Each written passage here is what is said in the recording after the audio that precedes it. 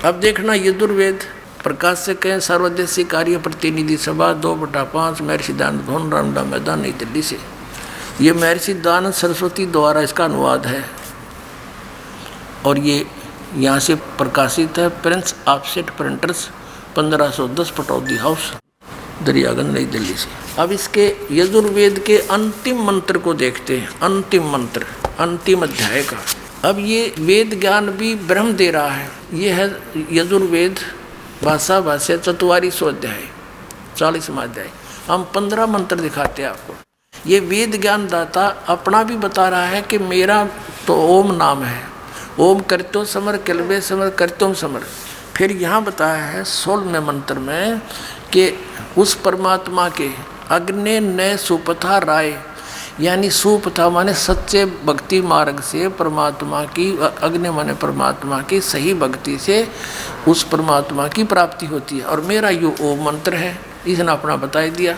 तो यहाँ 70वें श्लोक में दोनों का कंसेप्ट क्लियर किया इसने, अपना भी और उस पूर्ण परमात्मा का। देखना ये 44वां अध्याय और मंत्र नंबर ये 17। इसमें ये पुरुष शब्द है, पुरुष, और इसने अनुवाद किया महर्षि दयानंद ने। हे मनुष्यों, जिस ज्योत स्वरूप रक्षक मुझसे, ज्योत स्वरूपी यु काल है, ब्रह्म है, ज्योत निरंजन जिसको कहते हैं, ये वेद ज्ञान दे रहा है, बोल रहा है। अविनाशी यथार्थ कारण के आच्छादित मुख के तुल्य अंग का प्रकाश किया जाता है और जो वह प्राण व सूर्य मंडल में पूर्ण परमात्मा है। पुरुष माने पूर्ण परमात्मा है। ये देखो, पुरुष माने पुरुष है, पूर्ण परमात्मा है। वह परोक्ष रूप है, वो तो गुप्त है। और अहम मैं ब्रह्म हूँ, अहम ब्रह्म खम्ब, ओ मैं ब्रह्म हूँ, अहम ब्रह्म खम्ब, मैं खम्ब माने ऊपर ब्रह्म लोक रूपी दिव्य आकाश में रहता हूँ, मेरा ओम नाम है। ये देखना, मेरा तो ओम नाम है। और वो जो पूर्ण परमात्मा है वो सूर्य मंडल में यानी ऊपर के लोक में गुप्त रहता है। और यहाँ कहता अहम मैं प्रकाश के तुल्य व्यापक ब्रह्म, ब्रह्म नहीं लिखा, मैं ब्रह्म हूँ ये लिखना था। ऐसा मेरा एक ओम नाम जानो। ये सिद्ध हो गया। पुरुष माने ये खुद कहते हैं पूर्ण परमात्मा। अब हम फिर आते हैं ऋग्वेद मंडल नंबर 9। अब हमने यजुर्वेद रख दिया, ऋग्वेद फिर से ले लिया और ये वही प्रकाशक उन्हीं का प्रकाशित है, ये वहीं से।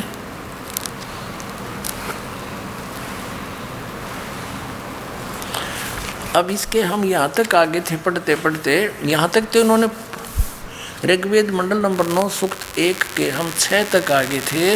यहाँ इन्होंने परमात्मा की महिमा बताते हुए आ रहे, परमात्मा के विषय में जानकारी है। लेकिन इस 7वें श्लोक से इन्होंने पुरुष लिखना शुरू कर दिया। पहले तो ये कह रहे थे हे परमात्मा, यहाँ देख लो 5वें में हे परमात्मा, 4थे में हे परमात्मा, 3रे में हे परमात्मा, 2रे में हे परमात्मा। यहाँ आके ये फिर अचल बचल हो गए, इनका याद आ गया। 6ठे में फिर हे परमात्मा, और 7वां में लिख दिया उस पुरुष को, उस परमात्मा को लिखना बंद कर दिया जानबूझ के। अब देखना 8वें में क्या है, उस पुरुष को, उस पूर्ण परमात्मा को उग्र गतियाँ प्रेरणा करती हैं।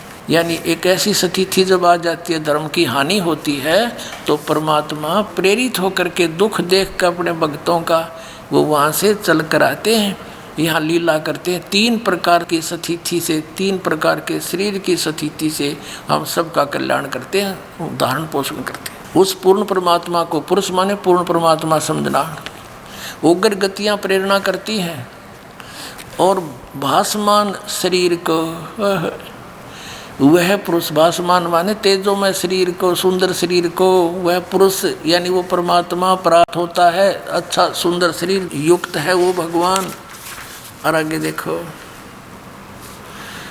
यहाँ क्या होता है कि जिसमें उस शरीर में, वो शरीर कैसा होता है, उस शरीर में जिसमें 3 प्रकार के दूसरों को वारण करने वाला मधुमेह शरीर मिलता है। अपने आत्मा यहाँ देखना। ये अब ऋग्वेद मंडल नंबर 9 सूक्त नंबर 1 मंत्र 9 में हम आगे हैं। अब क्या लिखा है, उस सोम, कच्चा नहीं छोड़ा परमात्मा ने, उस सोम स्वभाव वाले श्रद्धालु पुरुष को। अब यहाँ हम परमात्मा को लिख दें तो बहुत अच्छा रहे। ये सोम माने ये खुद भी, यहाँ देखो इसी के ऋग्वेद मंडल नंबर 9 के सूक्त नंबर 1 मंत्र 1 में ये सोम अर्थ है, सोम अक्षर है, शब्द है, इसका अर्थ परमात्मा किया है। तो हम यहाँ इस दृष्टिकोण से भी इसको परमात्मा लिख लेंगे। ऋग्वेद मंडल नंबर 9 सूक्त 1 और मंत्र 9 में। अब यहाँ शिशु रूप है, शिशुम, धेनव माने गाय, शरणंती माने उसका धारण पोषण करती है।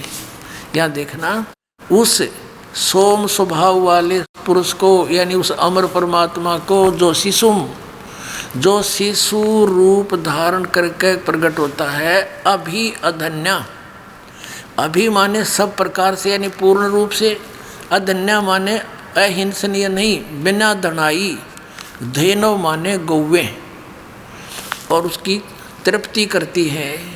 इन हद पता था नहीं सिर पैर का, इन तड़ंगा अडान तो मतलब था, फिर भी परमात्मा ने सच्चाई छुपन नहीं दी।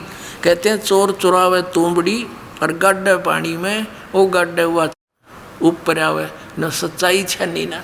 अभी न खूब चेष्टा की उड़ज पुड़ज करने की, वो पुरुष और फलाना पुरुष, यह सब लिखा कि उसको यानी अभी अधन्या, अधनी माने बिना धनाई, और अभी माने कति कंप्लीट यानी कंवारी अनटच्ड, जाके संग बैल नहीं लागा, कंवारी बछिया, इसका ये स्पष्ट हो गया। फिर देखें उस परमात्मा को समझो जो शिशु रूप धारण करके प्रकट होता है, अभी अधन्या यानी सब प्रकार से अहिंसनीय माने बिना धनाई, गौवें यानी कंवारी गौओं से उसकी तृप्ति करती हैं, उसकी परवरिश की लीला होती है।